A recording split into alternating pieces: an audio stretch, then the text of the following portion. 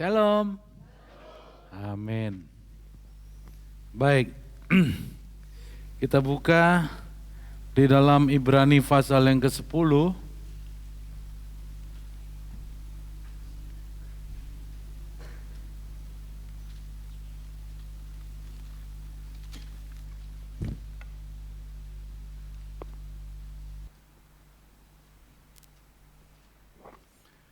Ibrani pasal yang ke-10 nanti mulai ayat ke-19. Saudaraku, beberapa minggu ini kita belajar mengenal Allah. Dan di dalam pelajaran kita dalam mengenal Allah ada sesuatu yang ditekankan kepada umatnya. Khususnya ini begitu nampak di dalam perjanjian lama. Yaitu supaya umatnya takut akan Tuhan dan beribadah kepada Dia dan mengasihi Dia. Jadi 3 intinya saudaraku, pengenalan akan Tuhan melalui perjanjian lama, kita ditolong untuk mengenal, baik itu mau El Shaddai, El Gibor dan selanjutnya, itu ada 3 pesan yang mau disampaikan, yaitu supaya umatnya takut akan Dia, supaya umatnya mengasihi Dia, dan yang terakhir supaya umatnya beribadah kepadanya dengan segenap hati dan segenap jiwa. Saudara, itulah yang membedakan saudaraku, bahwa kita itu sama Tuhan ketika dalam perjanjian baru diperkenalkan karena kasih Tuhan sehingga Tuhan menyatu sama kita. Kita sebut Dia, Tuhan itu sahabat kita, ya kan? Sahabat, ya, sahabat. Ketika sahabat, kadang-kadang kayak nggak ada bedanya antara Tuhan sama kita. Halo Tuhan, selamat pagi Tuhan, ya kan? Bahwa Dia juru selamat, Dia penolongku. Tetapi satu, saudaraku, yang pasti, apapun saudara sebut akan Tuhan, Yesus Kristus, mau sahabat, mau teman sejati, forever friends, satu yang saudara harus sadari, bahwa Dia adalah Allah. Kamu boleh anggap dan mandang Dia sebagai sahabat, ya, tapi yang gak bisa saudara boleh geser dari Dia, Dia adalah Allah. Dan yang mempertahankan hubungan kita dengan Dia, bahwa Dia sama kita, bahwa kita umatnya Dia Allah, adalah ibadah. Ibadah. Kalau namanya hanya persekutuan, kadang-kadang kita sama Tuhan tuh terlalu santai saudaraku. Tetapi ketika kita bicara tentang ibadah, inilah yang menunjukkan apapun kita pandang Yesus atau Tuhan itu, Dia adalah Allah. Dan ketika kita beribadah saudaraku, disitulah nampak perbedaan antara ciptaannya dengan Sang Pencipta. Nah, persoalannya sekarang, ya, ibadah itu sudah nggak jelas orang percaya ini, ya, toh, udah nggak jelas. Ibadah mungkin kata ininya kebaktian, ya, kebaktian. Pokoknya kita mau datang kebaktian minggu gitu. Tetapi sebenarnya apa benar melakukannya dengan ibadah gitu kan? Saudaraku, ada yang nggak pernah hilang dari perjanjian lama sampai perjanjian baru. Sesuatu yang nggak pernah hilang kegiatannya namanya ibadah. Coba kita baca Ibrani pasal yang ke-10. Saya baca bagi saudara. Ayat 19 katakan, jadi saudara-saudara oleh darah Kristus kita sekarang penuh keberanian dapat masuk ke tempat kudus. Karena Ia telah membuka jalan yang baru dan yang hidup bagi kita melalui tabir, yaitu dirinya sendiri. Dan kita mempunyai seorang imam besar sebagai kepala rumah Allah. Ada penekanan, ya. Karena kenapa ada kata rumah Allah? Ini sebenarnya bukan sekedar bangunan, tetapi yang dimaksud kepala rumah Allah, supaya kamu tahu rumah Allah itu tempat ibadah, tempat orang bertemu dengan Yesus Tuhan. Dan selalu dipimpin oleh imam. Dan imamnya itu saat ini, imam besar kita Yesus Kristus, itu sebagai kepala rumah Allah. Karena itu marilah kita menghadap Allah dengan hati yang tulus ikhlas dan keyakinan iman yang teguh. Oleh karena hati kita telah dibersihkan dari hati nurani yang jahat dan tubuh kita telah dibasuh dengan air yang murni. Marilah kita teguh berpegang pada pengakuan tentang pengharapan kita, sebab Ia yang menjanjikannya setia. Dan marilah kita saling memperhatikan supaya kita saling mendorong dalam kasih dan dalam pekerjaan baik. Janganlah kita menjauhkan diri dari pertemuan-pertemuan ibadah kita seperti dibiasakan oleh beberapa orang. Tetapi marilah kita saling menasehati dan semakin giat melakukannya menjelang hari Tuhan yang mendekat. Ini kalau menurut saudara semakin giat melakukannya. Melakukan apa nih? Kira-kira apa nih? Semakin giat beribadah. Ya toh? Kan dikatakan coba ayat 25. Kita baca sama-sama. 1, 2, 3. Janganlah kita menjauhkan diri dari pertemuan-pertemuan ibadah kita seperti dibiasakan oleh beberapa orang. Tetapi marilah kita saling menasehati dan semakin giat melakukannya menjelang hari Tuhan yang melakukan apa? Beribadah. Saudaraku, ketika kita belajar tentang pola pikir yang dibaharu, yang ini, kita hanya bertemu pada suatu pembentukan karakter. Tetapi ada satu, sebelum Paulus menutup pesan-pesannya di dalam Ibrani, itu dia ingat, hey, antara kita dengan dia, kita tetap manusia ciptaannya, dia Allah. Ada satu yang mengikat, yaitu beribadah. Karena itulah yang membuat perbedaan antara kita dengan Allah kita. Semakin giat melakukannya. Tapi kenyataannya saudaraku, tidak. Sekarang saya mau nanya, kalau dalam ibadah ini apa? Ibadah itu adalah suatu prosesi pertemuan Allah dengan manusia untuk meninggikan dia, mengagungkan dia, atau berkomitmen pada dia. Nah sekarang saya mau tanya, dalam ibadah kebanyakan orang, apa yang nggak mau ditinggalkan orang, yang harus ada pada saat itu dalam waktu ibadah, apa saudaraku? Pasti dengar firman kan?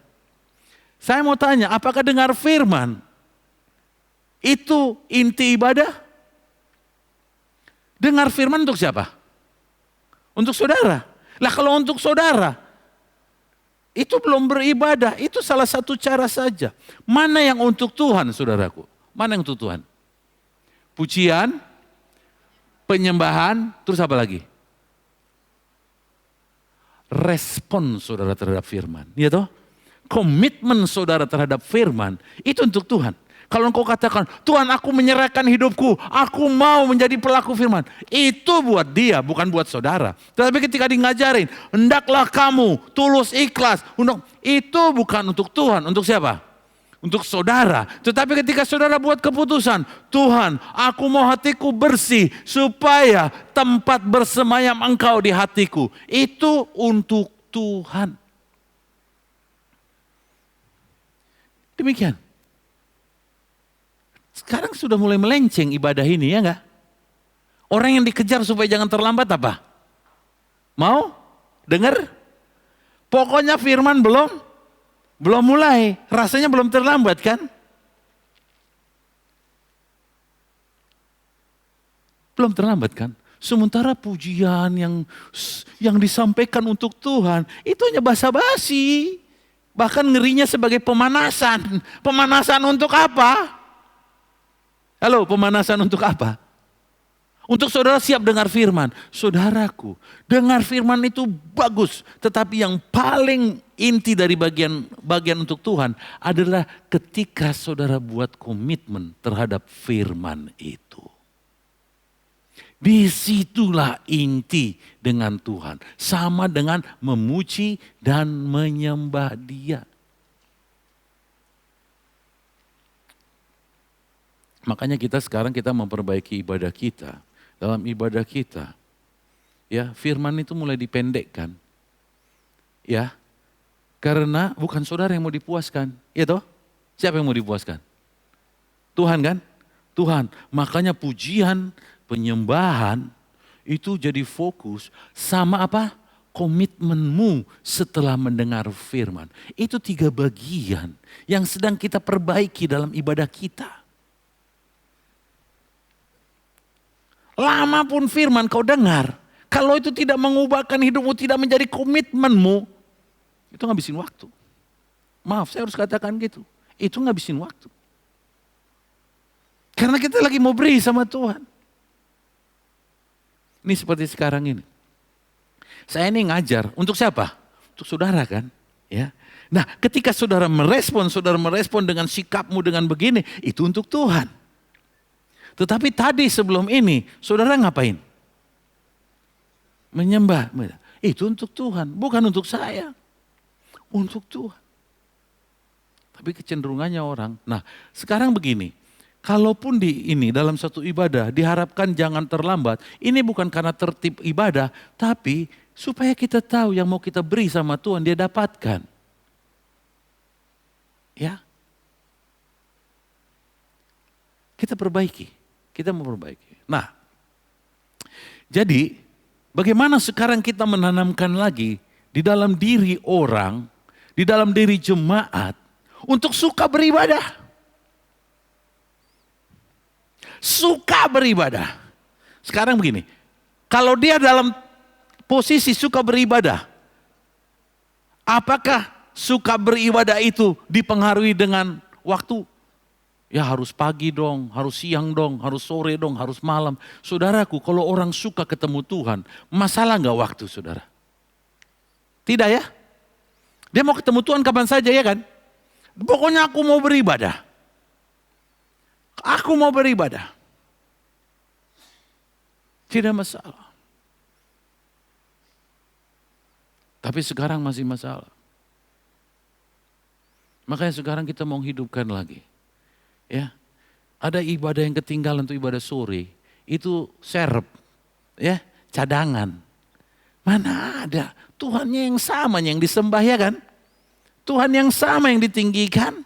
Ada bedanya. Tuhan di ibadah pagi sama Tuhan di ibadah sore. Ada bedanya? Ada bedanya? Enggak. Nah ini semua yang melayani. Supaya kita tahu dari si pelayan dulu. Harus mempunyai itu. Tidak ada bedanya. Karena Tuhan yang disembah adalah Tuhan yang sama. Masalah sekarang, kesukaanmu beribadah. Itu akan menentukan. Kamu tuh beribadah mau kapan saja, aku mau ibadah. Ya. Ini belum ditambah ya. Mungkin nanti ada ibadah tengah minggu lagi, ada ibadah lagi begini. Di mana aku punya kesempatan bertemu, aku suka Tuhan. Bahkan saking senangnya dia mau, kalau memang kita sekarang gini, kalau di dalam di dalam Jumat kita dedikasikan waktu hari Minggu adalah waktu beribadah. Ya, kita dedikasikan pada Jumat, hari Minggu adalah hari beribadah. Dan saudara, sampai pada tingkat, aku gak peduli, mau pagi, siang, sore, aku mau beribadah. Aku mau beribadah. Bagiku sama saja. Semuanya mau pagi, siang, sore, malam, mau beribadah, aku mau beribadah. Dan kita harus latih jemaat ini, mau beribadah. Nah ada yang lucu, bukan lucu, ada yang begini. Saya tuh ya terus terang, saya lebih suka ibadah tuh pagi. Kenapa? Kalau tanya. Ya karena setelah itu saya bisa melakukan kegiatan yang bebas yang begini. Saudaraku, berarti kau melakukan ibadah hanya karena rasa tertuduh. Iya kan? Ya toh? Aku selesaikan dulu ini sehingga yang lain-lain begini. Saudaraku, anytime pada hari itu aku bisa beribadah. Anytime. Tetapi itu tidak mudah saudaraku. Sampai pengertian kita itu penuh di dalam hati ini. Sampai jemaat ini memahami bahwa setiap pertemuan ibadah ada kesukaan Tuhan sedang mau ditinggikan. Ada kesukaan.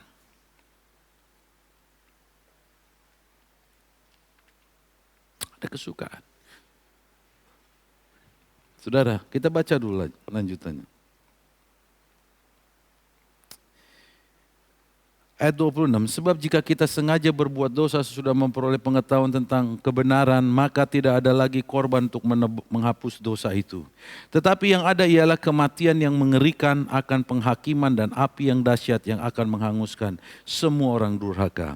Jika ada orang yang menolak hukum Musa, ini sekarang mulai diingatkan perbandingan situasi di dalam perjanjian lama dengan perjanjian baru, dikatakan ayat 28. Jika ada orang yang menolak hukum Musa pada masa itu, ia dihukum mati tanpa belas kasihan atas keterangan 2 atau 3 orang saksi. Ya toh? Itu hukum Musa, hukum Taurat. Padahal ayat 29 katakan begini, sebenarnya betapa lebih beratnya hukum yang harus diatuskan atas dia yang menginjak-injak anak Allah, yang menganggap najis darah perjanjian yang menguduskannya, dan yang menghina roh kasih karunia atau Roh Kudus.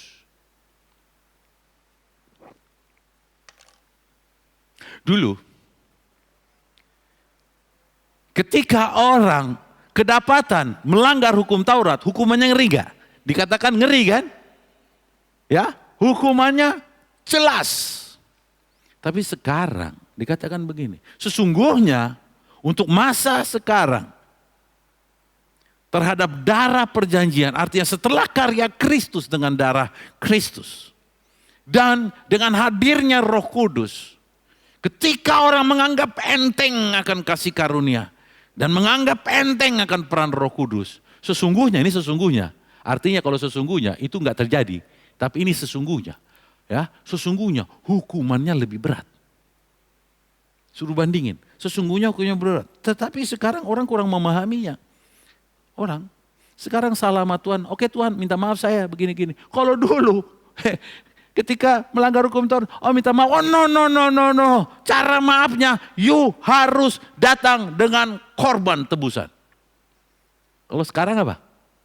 Bilang apa? Jika kita 1 Yohanes 1 ayat 9 katakan apa? Jika kita mengaku dosa kita, maka ia adalah setia. Sekarang saya mau tanya, dengan mudahnya, makin sungguh-sungguh gak orang sama Tuhan? Hah? Makin sungguh-sungguh gak? Dengan mudahnya kasih karunia itu makin sungguh-sungguh gak? Saudara lah yang menjawab itu. Tetapi bukan berarti pelayanan ini sedang mau memberikan hukuman untuk mengasih ingat, ya. You punya kebebasan sama Tuhan, tetapi kebebasan itu jangan kau gunakan untuk jadi nggak sungguh-sungguh. Beribadah juga nggak suka. Ya sekedarnya beribadah, pokoknya asal jangan rasa tertuduh. No. Kalau saudara beribadah supaya jangan tertuduh, itu nggak masuk dalam ini Tuhan. Karena waktu beribadah, kau tinggikan aku, bukan jangan rasa tertuduhmu. Aku yang ditinggikan. Nah ayat 30 dan 31. Ini peringat. Sebab kita mengenal dia yang berkata, pembalasan adalah hakku. Akulah yang akan menuntut pembalasan. Dan lagi, Tuhan akan menghakimi umatnya. Ayat 31 baca bersama-sama. 1, 2, 3. Ngeri benar kalau jatuh ke dalam.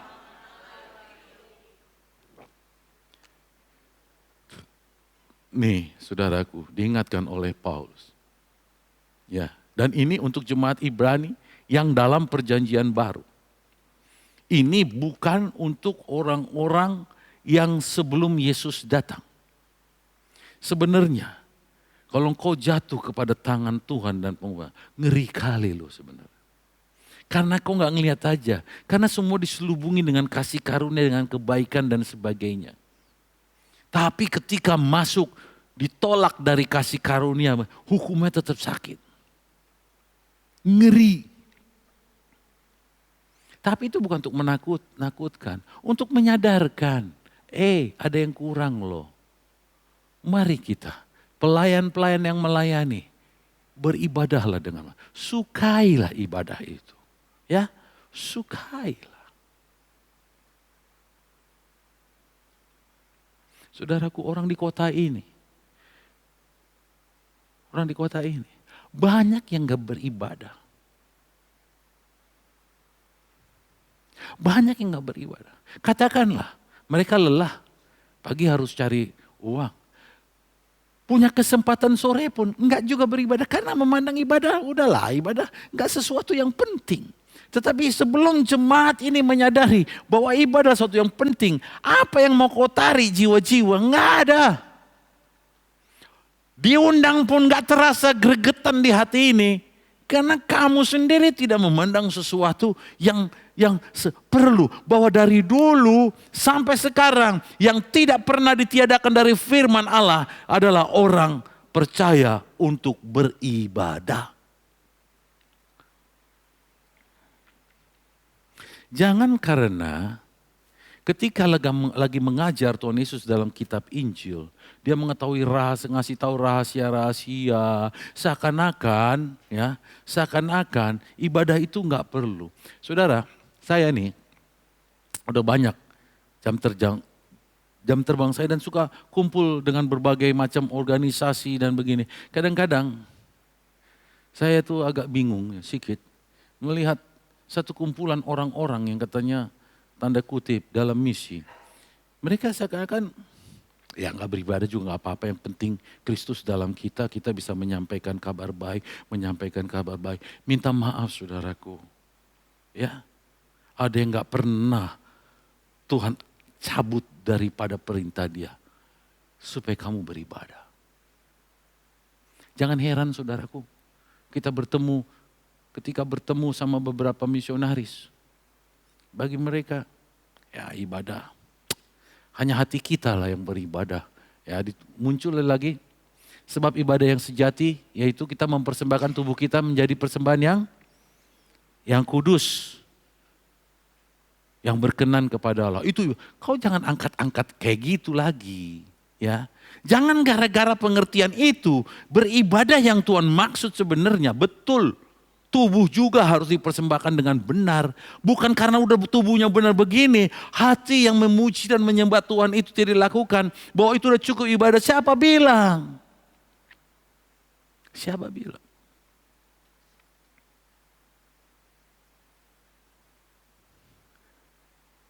Marilah kita menjadi orang-orang yang mengenal Tuhan secara holistik. Kenalah Dia secara holistik. Betul, menginjili, menyampaikan berita Injil adalah satu sisi. Yang penting kita menginjili. No. Kamu beribadah dan menginjili. Ya.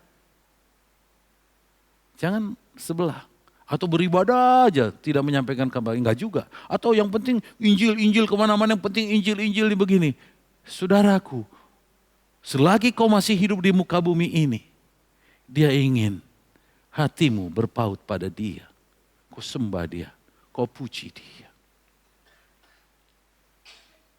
Ya, biasakan diri kita. Sampaikan kepada jemaat, ajak mereka beribadah. Bahwa bukan cuma ajak beribadah, tanamkan bagi mereka bahwa ibadah adalah penting, Tuhan suka. Kamu kalau mau mendengar firman, sekarang YouTube banyak gak? Banyak gak? Di YouTube banyak gak dengar firman? Banyak, kau mau topik apa aja kau ada di situ. Tetapi satu hal, ketika engkau bersama-sama beribadah, itulah yang sulit saudaraku. Yuk, kita sampaikan kepada seluruh jemaat. Dan kita pertama yang melayani, harus punya sikap dan hati yang benar.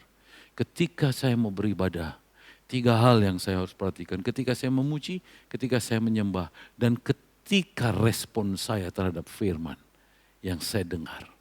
Itu menentukan sekali bagi Tuhan. Ya, kasih waktumu di situ. Mungkin kau hanya mendengar firman 5 menit, boleh kan? Karena itu pesan kan? Tetapi responmu, kekerasan hatimu kadang-kadang perlu 15 menit untuk digugah. Tuhan lebih suka itu.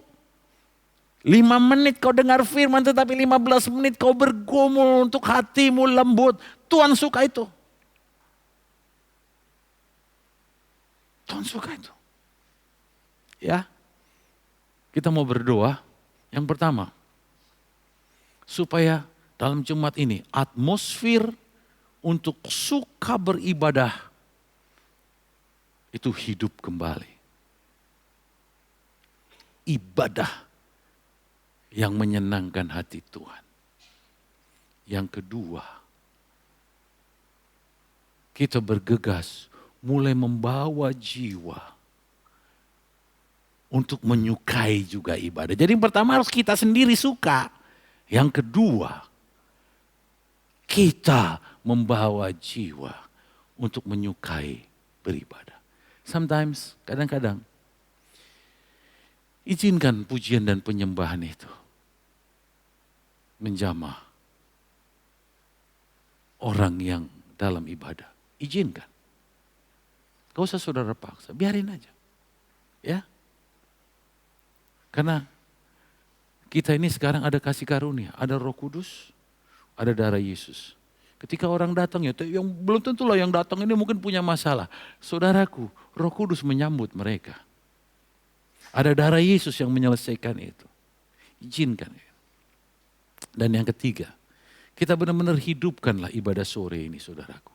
Supaya jemaat punya kesempatan, mau pagi, siang, sore, bahkan mau datang lebih begini. Karena haus ingin beribadah lagi, ingin memuji Tuhan lebih lama lagi, bukan waktunya diperbanyak.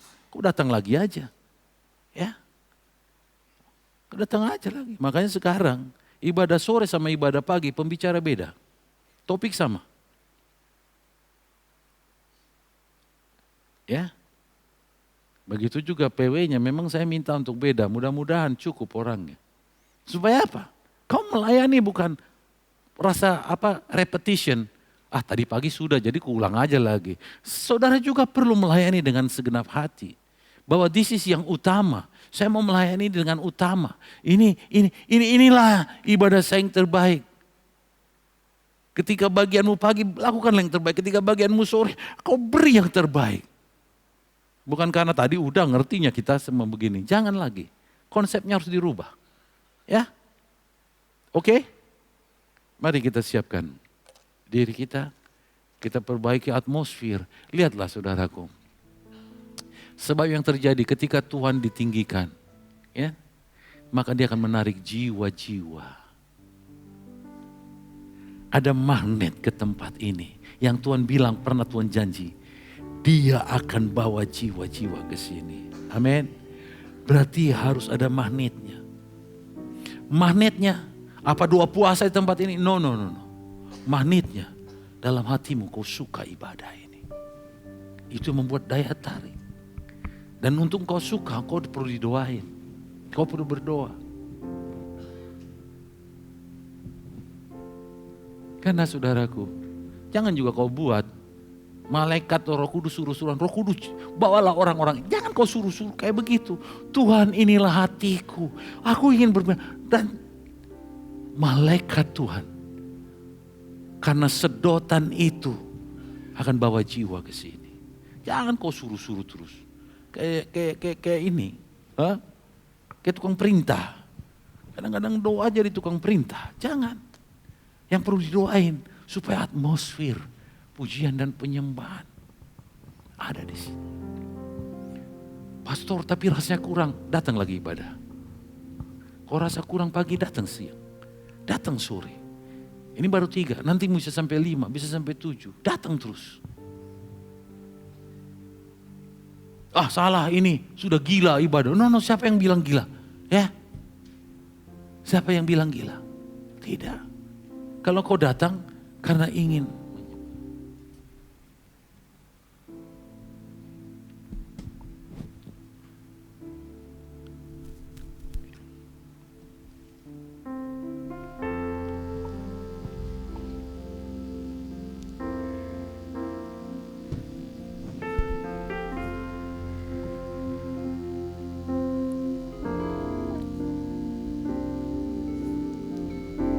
sebab Engkaulah